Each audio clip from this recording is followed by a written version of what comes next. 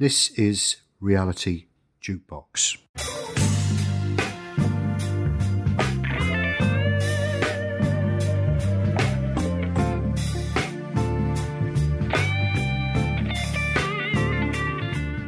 Hello, welcome to Reality Jukebox. Welcome. Hello there, George. How you doing? All right? Good, thanks. How are you? Oh, very well, thanks. Good stuff. This is the second part of our film and TV music, and we're going to talk about composers. Mm-hmm. I'm sure we can entertain you, make you laugh, and point you in the right direction as some of the stuff that we are going to talk about. Yeah. For the next 40 odd minutes. We'll also put some things up on screen for you to direct you to places or whatever. Mm-hmm. We'll also mention that. And so I think, George, you get the ball rolling, if that's all right with you. And absolutely. What would you say your favourite score soundtrack is? My favourite score soundtrack, I think purely because of it's kind of reinvented that certain sound.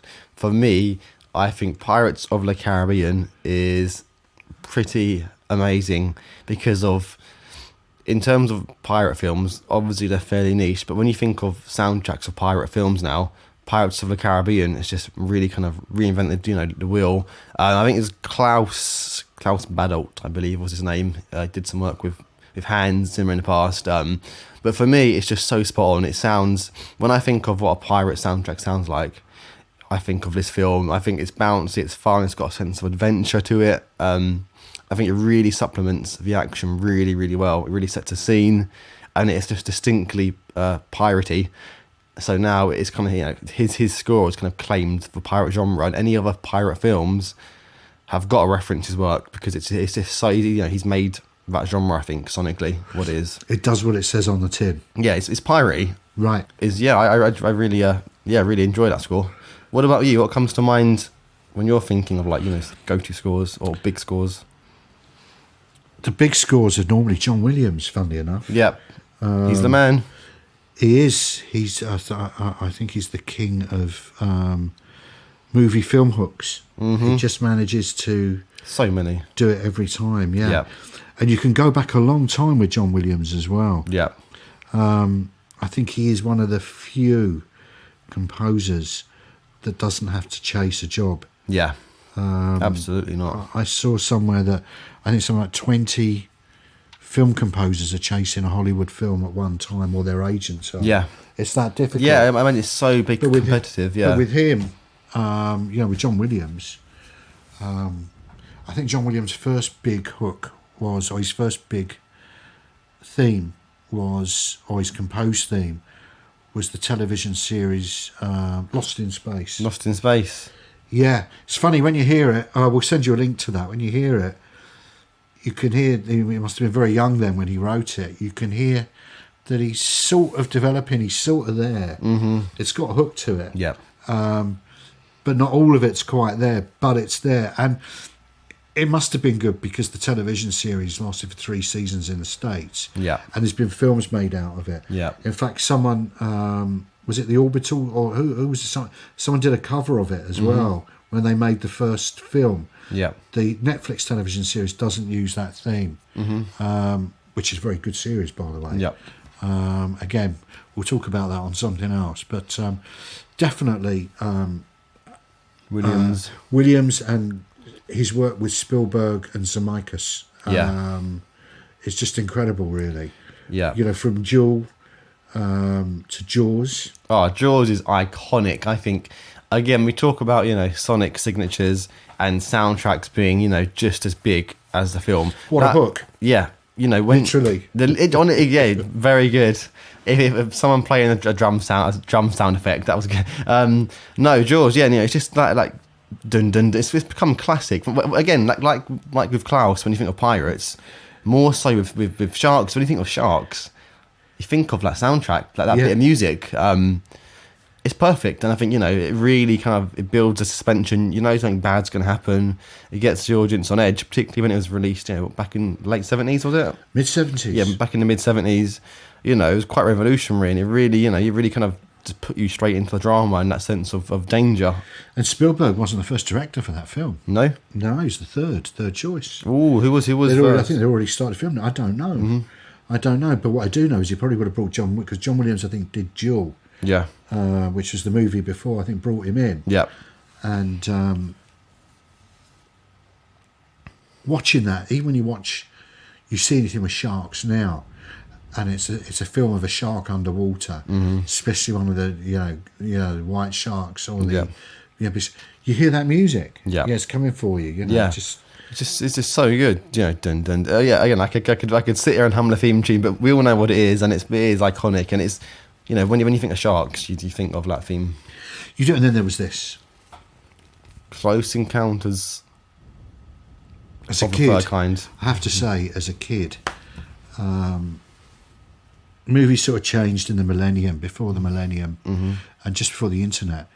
Movies if they're American films, they would either come out 6 weeks or 3 months or 4 months later than the US. Yeah. Because there was no internet. Yeah. And there was very little digital television or whatever. And this was even before digital television. And I knew this was coming out. And I was just a kid, and I remember going to the cinema. So it would have been on 35mm. Yeah. Might have been 70. And it wasn't a Cineplex, it was just one cinema. Yeah. And there must have been me and two other people in the cinema one Wednesday afternoon at lunchtime. And I got about 5 rows from the front. And it was just the music coming in that film. There's always in John Williams, there's like a bang noise, boom, like an orchestra, and it'll go on to another scene or whatever. David Arnold, I think, did it as well in Independence Day, and I remember sitting there watching it, and there's no music, and then suddenly you're seeing the sky, and there's a little white dot moving, with the stars, it's just moving like that. And then suddenly music starts, this kind of thing, and then there's the whole do.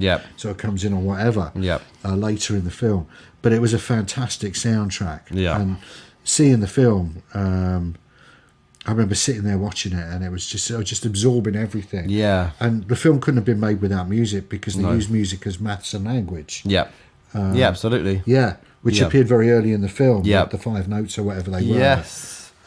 Appeared.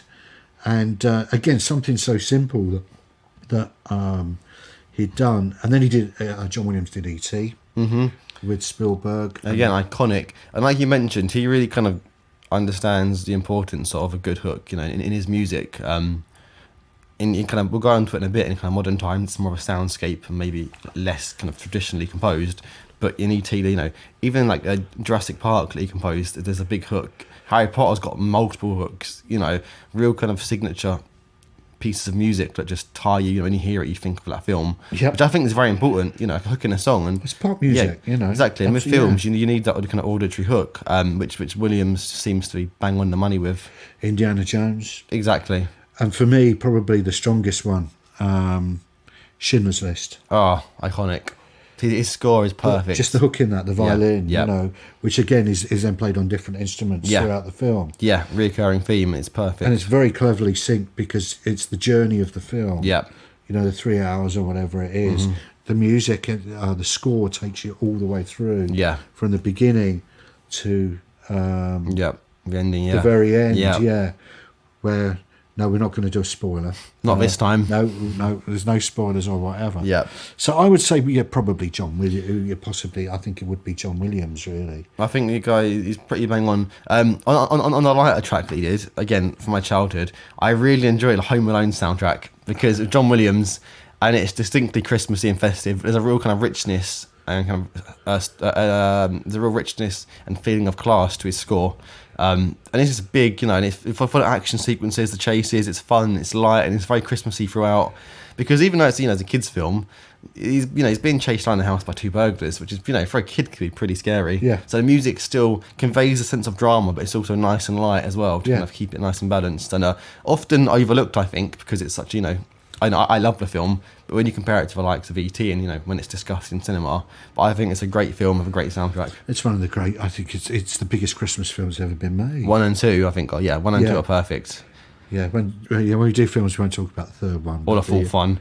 Was there a fourth one? There was a fourth one, I think potentially a fifth one, and they're also making a new one. I saw an advert very recently. No. Yeah, exactly. But I digress. Yeah, so, I mean, John Williams is definitely, in my opinion, the guy. And it's often the Williams versus Zimmer battle, isn't it? Hans Zimmer being the more modern. Yeah, I think so. And I think, like we mentioned, Williams is very much, can write great hooks and themes and motifs. Whereas in my opinion, I think a lot of Zimmer's stuff is more kind of like soundscapey, not as maybe like traditional, more supplementing the action. He did Gladiator, didn't he? Yeah, Gladiator, for that, which is also our friend Klaus Badelt, who did Pirates, was also brought in with him to do Gladiator. Right. So there's a strong link there. But yeah, Gladiator was massive, and he's done Inception. He's done like the Batman film, the new Batman films at least. He's done so many big like major films. Well, he had a huge electronic background, didn't he? Yeah. I think he used to do the programming for Ultravox in the 1980s. Oh, okay. The 80s band. Yeah. I'm sure that's how he got. Yeah. That's how he got. I think that's how he got started. Yeah. They had a lot of hits, that band. He must have live programming all those. Yeah. Well, it would have been things like sequential circuits and stuff like that. Yeah. Then he would have been programming all that stuff. Yeah. Yeah. It's not. And the Junos and all that sort of good stuff. Talking about electronic, on the electronic side, this is another one. Mm-hmm. Midnight Express. Boom. Yes. Giorgio Moroder. Yeah. With Howard Faltermeyer. Yeah. Probably he was his assistant at the time, I'm not sure. Yeah. But composed and produced by Giorgio Moroder. A lot of it is electronic based. Yeah. And you can actually hear from that his period with the R&B soul disco singer Donna Summer. Mm-hmm. I Feel Love. Yeah. His knowledge of then non-programmable synthesizers is quite incredible. Yeah. I think you could program, arpeggiators, things like that. I don't think that existed at this particular point in time. But most of it would have been played manually. Played in, yeah. Yeah. No computers or anything. Yeah. And I've noticed that with this album, I saw this reissued on vinyl, funnily enough, a couple of weeks back. I don't know how long it's been reissued or whatever, but I would imagine that if you are an electronic film or TV composer, you would probably go to this album. I mean, the only track on there that I don't think is electronic is there's like a 12-bar blues on it with Randy Quaid. Which I think Oliver Stone co-wrote, who's the screenplay writer in that film. But the dum dum dum dum dum dum dum, fantastic. Yeah, no, it's a great shout. I think Giorgio Moroder. I think didn't he do a track with Daft Punk and he produced their last ever album, Random Access Memories. Yeah, again, genius, very clever guy. Yeah, great with programming, great with synths. And he really came out of a period where he was basically producing. He was making disco music, electronic disco music, but with an orchestral background. The one that comes to mind, which was a very theatrical song, I don't know if it was in a film or not, was MacArthur Park by Donna Summer. It's like a 20 minute version. He did like 3 different edits or mixes of it. There's orchestra in that. When you hear that and then you hear this, you know exactly where he was going. Yeah, absolutely. And then he disappeared for quite a few years, and he's back now. He's touring. I think he's touring now. Okay. Yeah, must be.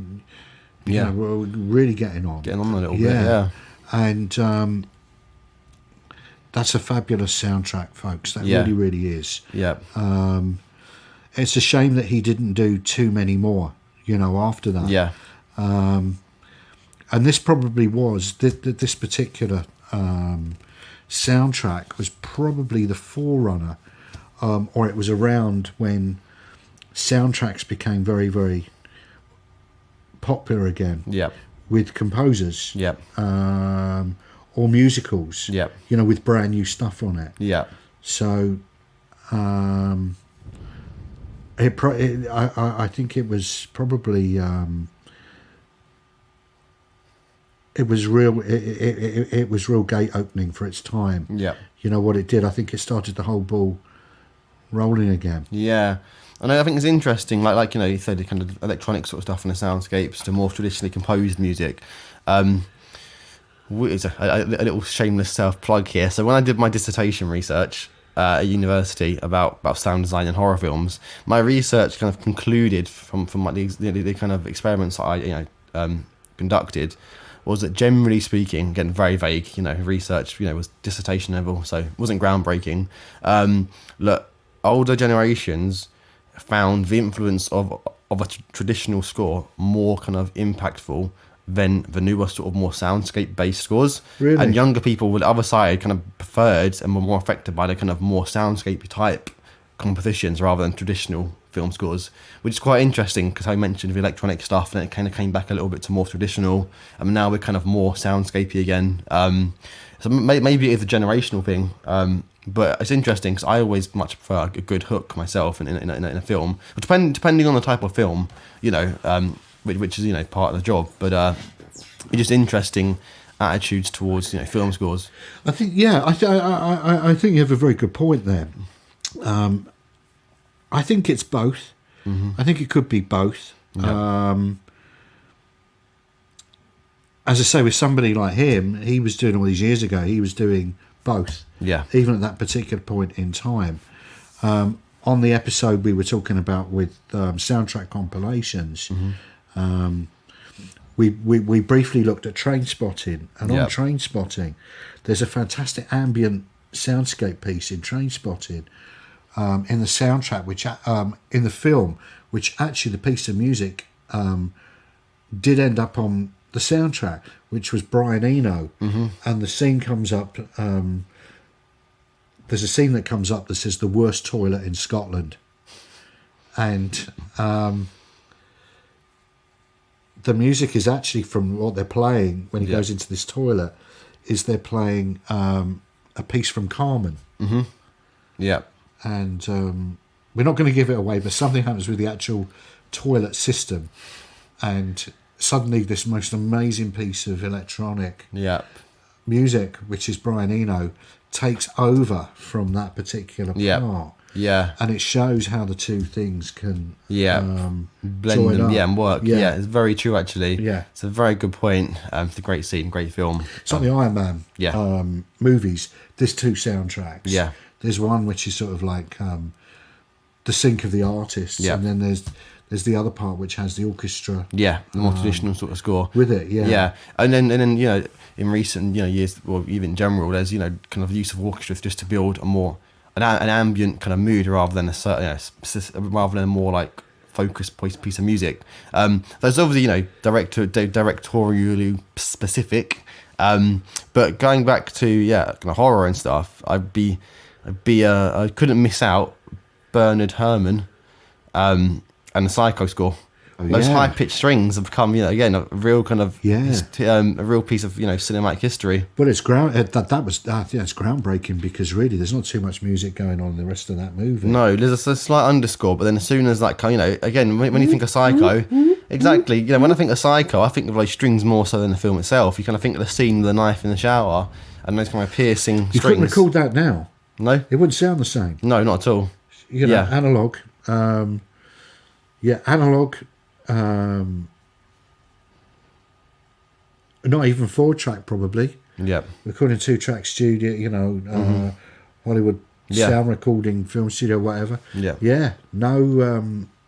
You would never get that sound again. No, not at all. It'd be very unique to the circumstances of the time. Of that era, yeah. Yeah. But I just think that's iconic. It's like when you think about Psycho, those strings definitely come to mind. And it's become a real like vocal point of horror, the high use of high pitch frequencies in general, particularly those strings, often replicated a similar sort of effect, going forward. Hitchcock knew. Yeah, well, Hitchcock totally understood that. And so did John Williams with Jaws. That's probably where he he was probably influenced in that. Yeah, absolutely. Hitchcock said that sound was like 50% of the film. They really understood the importance of of the use of music and sound. Classic example of that is Daniel Craig's first James Bond film, Casino Royale. Again, we said that we'd do a James Bond podcast, but this probably won't get into it, but we can mention it now because it's very, very relevant. Scores by David Arnold, who did Stargate and Independence Day. Yep. And he got the Bond gig as a composer. And I think he took over. He did take over. I think from it might have been John Barry. He might have taken. Yeah. Wow, what a responsibility! And he may have even taken it over before Daniel Craig became James Bond. It might have I been. think he did. I think he was. I think he started during the Pierce Brosnan era, which was before Craig, and he's kind of say mid, early 2000s sort of films onwards. Yeah.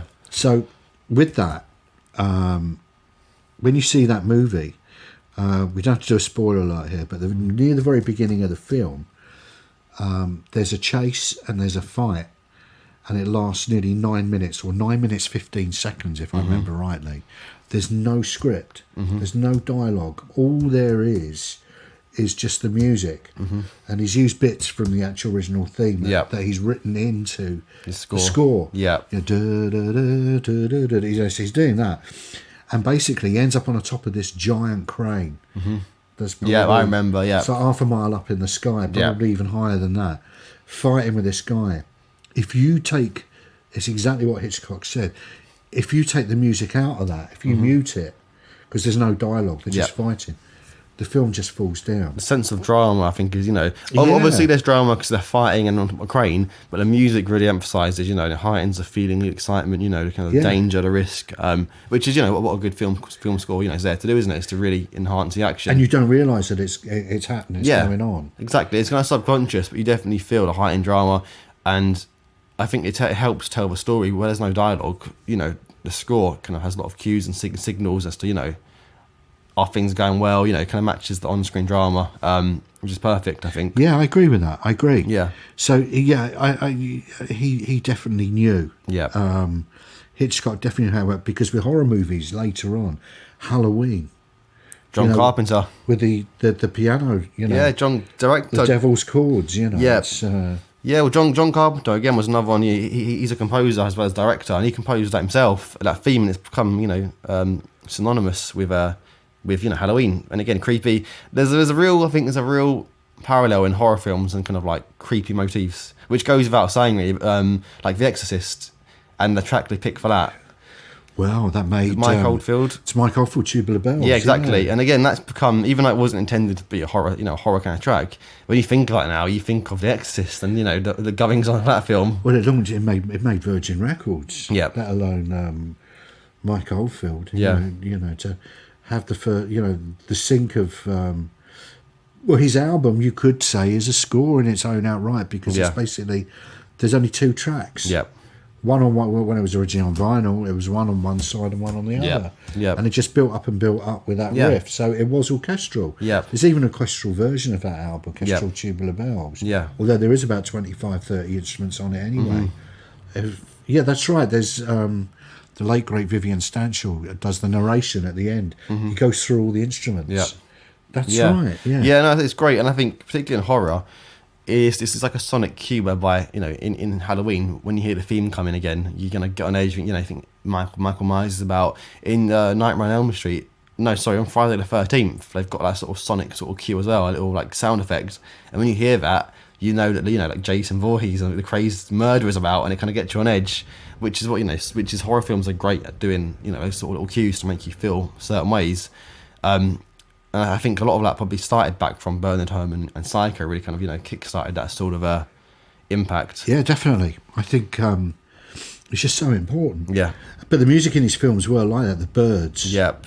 The Birds and North by Northwest. Yep. Yeah. Yep. So many of them. Vertigo, Yeah. It's Rear Window. He's really spot on with his use of music, Yeah. It's Wonder what Tarantino movie would be like if he made a horror film.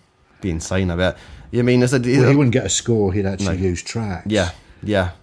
Difficult. Yeah, very difficult. I think it might be, I don't know, it kind of, I think like Danny Boyle and 28 Weeks Later, and his score for that, quite those sort of droning sort of rock tracks, which might be more sort of Tarantino direction. And again, that score works perfectly for the nature of the film, and the kind of infection, this sort of droning kind of just almost like fairly simple riff, but But The Exorcist is just where the guy, the opening with the hat and the briefcase, and the music playing out, is iconic and it's creepy, and it is. Even now, it is. They've tried to remake it, but that intro and the trailer for it, the original trailer, is just. Whew. I bet there was when that first come out. I bet there was a bit of outrage about that. To be fair, like horror films, of the time weren't often received well by certain institutions. And imagine it probably scared a lot of people very silly back in the day. It still does. Yeah. I don't think anything's changed on that particular film. Yeah. It's a classic. Which, again, something similar from that era, which wasn't a horror film, which used a lot of classical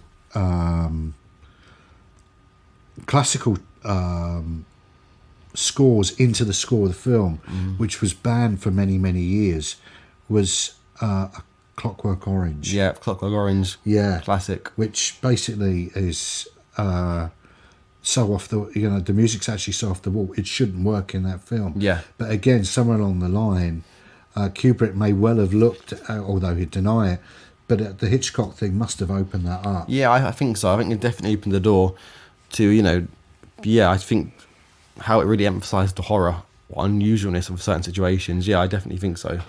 Yeah, and there's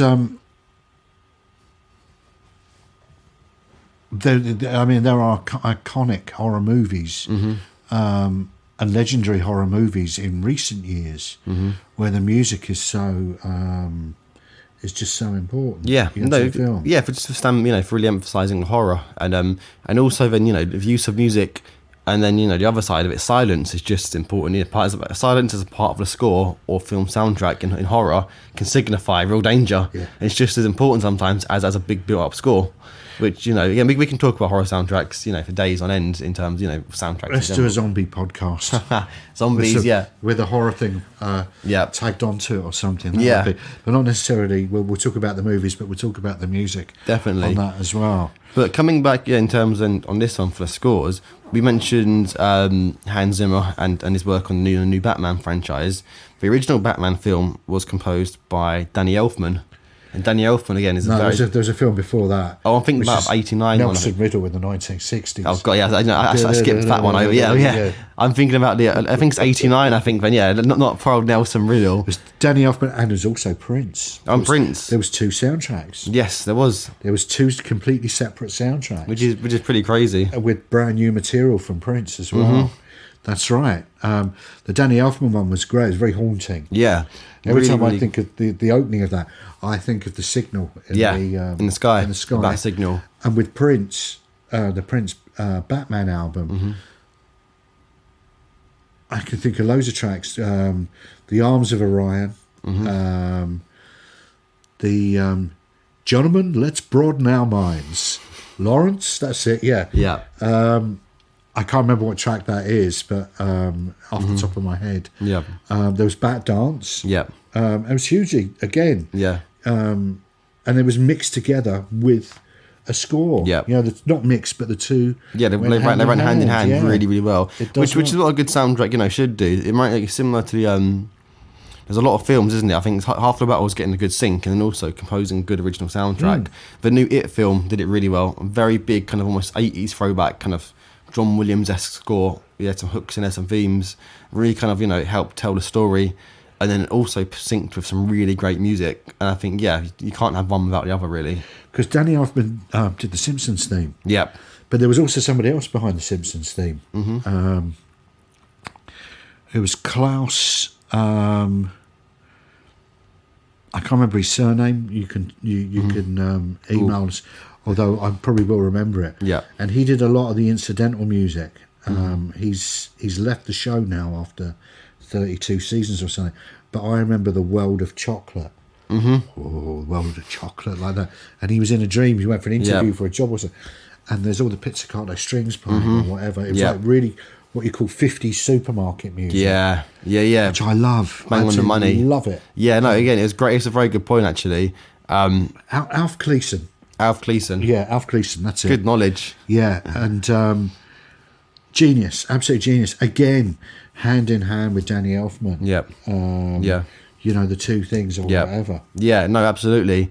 And yeah, I think Danny Elfman himself is very clever. You think of Danny Elfman, you can't really not think about our good friend Edward Scissorhands, and Charlie and the Chocolate Factory, Beetlejuice, all of those, the films that have come from the very great director Tim Burton. He did the original Batman. Yeah, so Danny Elfman and Tim Burton are kind of a partnership from a film and music perspective, because like you said, Batman, he did the original Batman, the 89 Batman film, did Beetlejuice, he did Edward Scissorhands, which Danny Elfman was all composing the tracks for, and especially again for my generation, A Nightmare Before Christmas.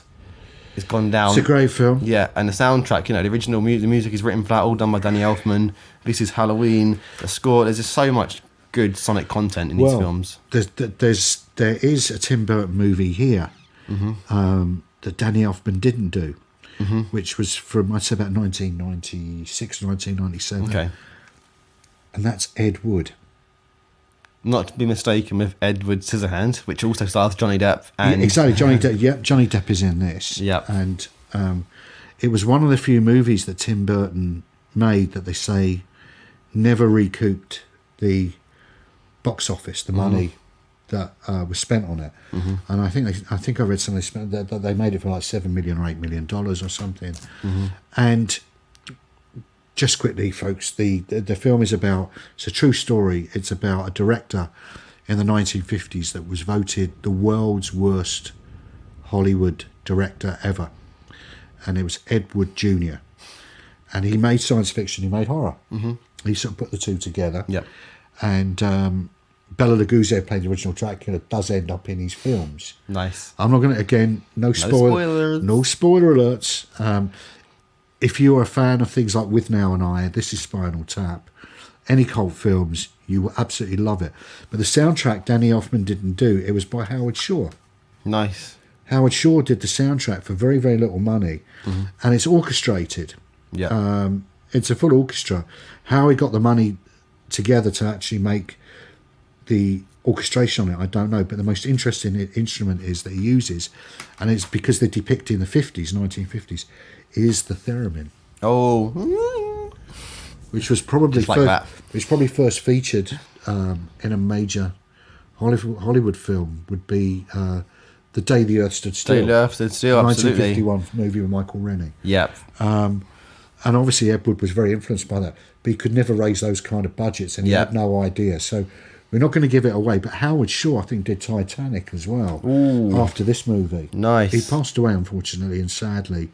I think it was last year or the year before, 2019, I think. But it was admirable that with a movie with such a small budget, he managed to orchestrate it, and it really is.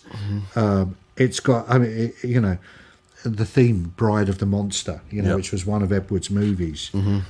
It's well worth a watch, but the soundtrack is well worth A listen. Yeah, definitely. Yeah. And they're just not answering another question about Willy Wonka and Tim Burton. There's the original. The original Gene Wilder. Gene Wilder in the film, who sang in the movie apparently. Yeah. With Anthony Newley, who co-wrote the soundtrack. Nice. Classic and film. Come with me and you'll see. Classic song, again, perfect placement, perfect written, great. Funny, Anthony Newley, David Bowie based his voice on him. But it's, there it is, look. Scrum Diddly Yumptious. There we are. Which also, as mentioned, we mentioned Back to the Future in the previous pod. A Chocolate Factory is also, has that got some time in the West End? Or is it dropped? I don't know if it's still going or it was one. I think it was, yeah. Yeah. There's money to be made there. Amazing. Incredible. Cheer Up Charlie. Yeah. Yeah, The Candyman. Yeah. Which was covered by Sammy Davis Jr. God. Yeah. Nice. Yeah, around about that time. Nice. I do remember the Tim Burton remake. With Johnny Depp again. Yeah. His friend. Kind of based on Michael Jackson, I thought. Yeah, definitely was some vibes there. Yeah, and all I remember about that movie was the squirrel sketch where they're cracking nuts. Yeah. was quite brilliant. Yeah. Where they used, apparently it wasn't CGI, apparently. Oh, nice. Another podcast. Yeah, that's another one. Another time, another day. But yeah, I think to tie it back to the king himself, in my opinion, the king of soundtracks, John Williams. And again, it's interesting, the battle of, the comparisons of Williams and Zimmer. In my opinion, Williams has worked on a lot of timeless films, and his soundtracks have kind of withstood the test of time so far. Maybe because some of Zimmer's films are still fairly recent, it needs time to age and see how they are in like 20, 30 years, 50 years time. Yeah. But for me, Star Wars has withstood test of time, and even Harry Potter films, his soundtrack, it just sounds magical. Exactly what he's kind of really ingrained, like kind of sonic memory. When you think of Harry Potter, there's Hedwig's theme, which plays right at the beginning of the film on the bells, I think. And I think for me, Williams is the king of film scores. That's how I'll end my piece. Yeah, I think I would agree with that. We'll leave it on one last note. Mm-hmm. Again, I'll say this allegedly. I don't know. I've read about this and I've been told about it. The soundtrack to Oliver. Classic. And it says Lionel Bart's Oliver. Lionel Bart. Probably the most successful British movie musical. Mm-hmm. Movie of all time. I think it won. I could be wrong, and you could correct me online. You're welcome to. But I think it won 8 Oscars or something. Amazing. And I found out quite a while back that Lionel Bart was a really good stage play musical writer before he came up with this, and he'd written a couple of pop hits. In the 50s, I think he'd written a song, Living Doll for Cliff Richard or whatever. Mm-hmm. Pretty simple song, a few chords, not a lot, sort of going on in that. And he had some success, and then he wrote this. But there is stuff that's been written about this, which says basically that because he wasn't an accomplished musician of any description, mm-hmm. on his piano, he had like number 1 to 52 or whatever it was, mm-hmm. with bits of sellotape with the numbers on them. Wow. And he wrote the melody for every song with one finger. Wow. I didn't know that, and I wouldn't have thought so much. And I've not listened to it in a while. Maybe when I've listened to it again. Somebody transcribed it for him. He's not around anymore to say if that's true or not. But it's genius. It's pretty special. It's genius. Don't have to be a great score writer, whatever. Nope. And I believe he did win an Oscar for it as well. Yeah. Just one finger, Yep. He could recognise a good melody and a good hook. Yeah, absolutely. Fantastic. Brilliant. Yeah, it's catchy hooks you can't forget. But just with one finger. Mm-hmm. And then write the numbers down. Yep. Write the numbers down. Crazy. And then there is actually someone here who I've read online who did actually transcribe stuff. So it probably is, believable. Yeah. I mean, technically, the stuff from Living Doll to that, there's a bit of a jump. Mm-hmm. There is a bit of a jump. Yeah. Probably in this day and age, some people probably pay people. Yeah. To go and do it and then take the credit for it. Yeah. But probably. This is not slightly. This is completely different. It's a piece of art. It's a piece of work. That somebody has done that's not an accomplished musician at all, which proves... You can just hear a good hook and a good melody and he knows what good music is. Yeah, it's in his head. Which goes back to electronic and non-electronic. It doesn't matter. Yeah. If it's in there, you got it in your head, it doesn't matter, where it comes from. As long as it conveys emotion and helps tell the story, in this context, then yeah. That's right. So, I think we've covered a lot of ground. We did. We'll do some more. We'll definitely do the James Bond podcast. Yeah. Definitely, we're definitely going to do that. So we've put some directions and stuff up for you on here, where you can source the stuff and where you can find a link to listen to some of the stuff that we're actually talking about. Yep. And if you go to the website as well, www.realitydukebox.com. We can answer your questions on there, and coming up on screen shortly will be all our social media links as well. and we will both look forward to seeing you next time.